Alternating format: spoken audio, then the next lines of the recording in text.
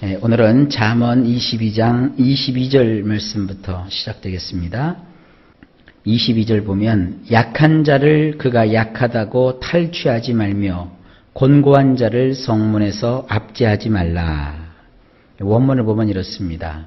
약한 자를 그가 약하다는 이유로 눈물을 흘리게 말며 괴로움에 처한 자를 공개석상에서 짓이겨 놓지 말라. 우리 하나님께서는요, 강한 자에게 가서 비굴하게 엎드리고 약자에게 가서 그 약점을 잡고 흔들면서 그를 억압하는 걸 하나님은 굉장히 싫어하십니다. 오늘 이 잠언에서도 우리에게 그걸 알려주고 계시는 거예요. 약자는 어떻게 해야 돼요? 보호해 줘야 되고요. 약자는 우리가 붙들어 줘야 돼요. 근데 약하다고 만만하게 보고 그를 막 쥐어 흔들잖아요. 엄하게 굴면 그 앞에 가서 숙이고, 또 그가 물처럼 흐물텅 한다 이렇게 느껴지면 얕잡아 보고 가서 그를 곤란에 빠뜨리는 이런 일 하지 말라 이겁니다. 그리고 이 괴로움에 처한 자, 이 괴로움에 처해 있으니까 얼마나 고통스럽겠어요. 그리고 얼마나 힘들겠어요. 여기서 지금 이 문맥의 흐름을 보게 되면 왜 괴로움을 가지게 되었느냐. 이 사람은 어떤 법적인 문제가 걸린 거예요. 그런데 여기 우리 성경에는 성문이라고 번역을 해놨지만 물론 그 뜻이 성문이라는 뜻도 있는데 저는 그 성문이라는 장소적인 개념보다는 성문이 가지는 기능적인 의미로 번역을 했어요. 이 성문에는 이렇게 광장이 있습니다. 그 광장은 공개석상인데 거기서 무엇을 했느냐? 재판을 하고 또 상업 거래를 하고 하는 이런 공개적인 석상이에요. 그곳에서 그 사람을 공개적으로 짓이겨 놓지 말라 이거예요. 사람을 우리가 곤란 속에 빠뜨리고 그리고 괴로움 가운데 거하게 하고 그를 또 끄집어다가 공개석상에서 짓이겨 놓고 이런 짓 하지 말라 이겁니다. 여러분, 이건 지혜입니다.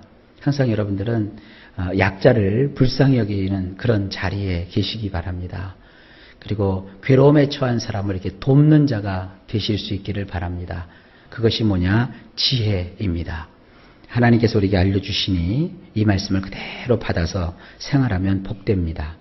자, 그 다음에 23절을 보면 대저 여호와께서 신원하여 주시고 또 그를 노력하는 자의 생명을 빼앗으시리라.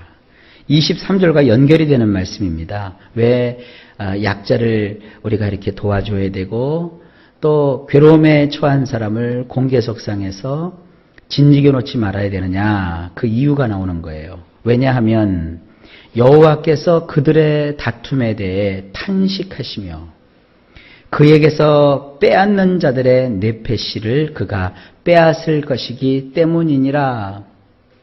여기서 우리가 이런 얘기를 하죠. 보수하시는 하나님, 보복하시는 하나님, 원수를 갚으시는 하나님, 바로 이런 사상이에요.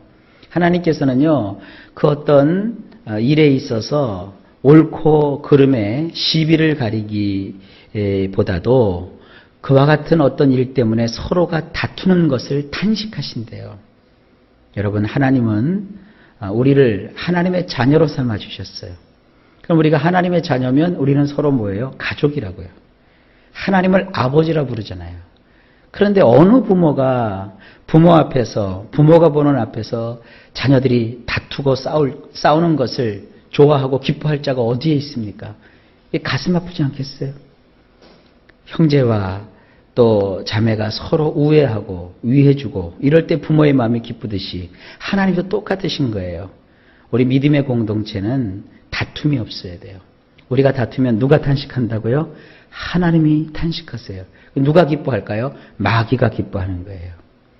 우리가 자꾸 다투고 싸우면 그 흐름이 계속돼요. 거기 왜 그러느냐?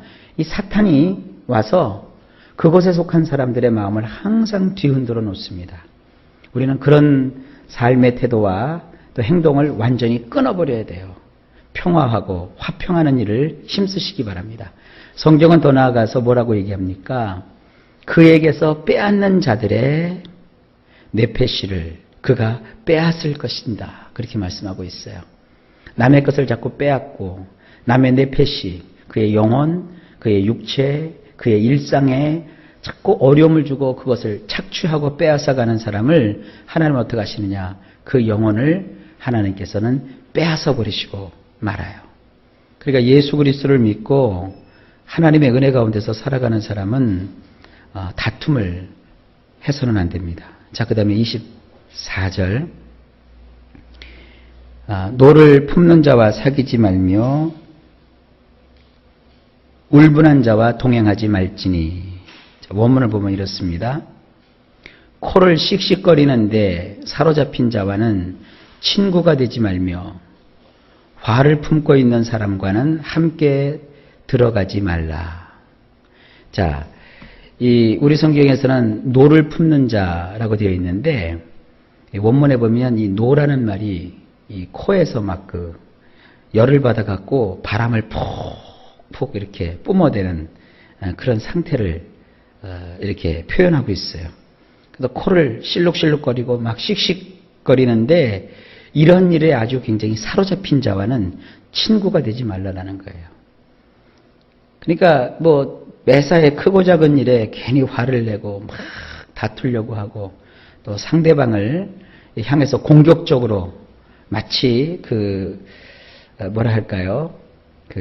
양목은 어떤 개가 미쳐가지고 아무나 막 무는 것처럼 그렇게 막 성이 오른 사람, 그런 경향을 가진 사람과는 너가 친구가 되지 말아라. 그 다음에 화를 품고서 살아가는 사람, 그 마음에 막 울분을 가지고 막 세상에 한을 품고 말이죠. 뭐든지 이렇게 막 정말 뭐라 할까요?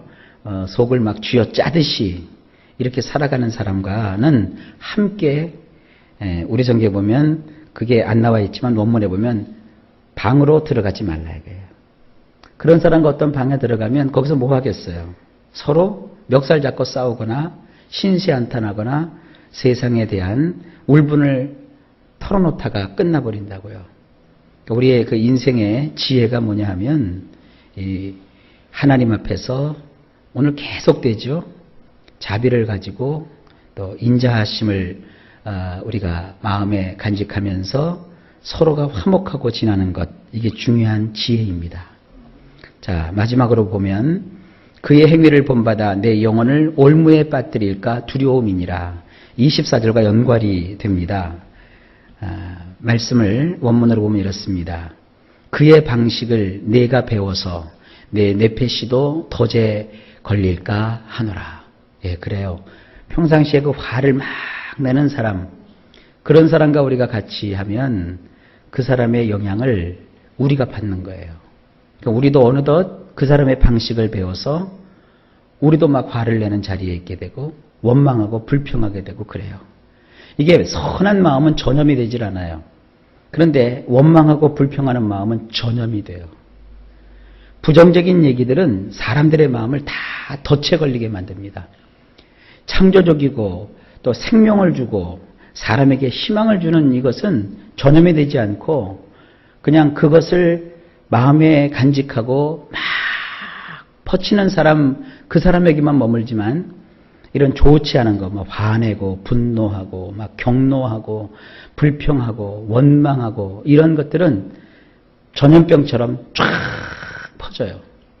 그래서 그 주변 사람들을 다 오염시켜 버리고 말아요. 그러니까 우리도 그와 같이 화를 내고 사는 사람의 방식을 배워서 우리 뇌폐시조차 덫에 걸릴까 염려한다 그랬어요. 그러니까 우리가 무엇이 오늘 인생을 살면서 가지게 될 지혜인지를 깨닫습니다. 자, 예수 그리스도를 믿는 우리들은 이런 하나님이 주시는 지혜의 말씀을 따라서 정말 화목하고 선하고 의롭게 세상을 꼭 살아가시는 지혜를 갖게 되시기를 예수님의 이름으로 축복합니다.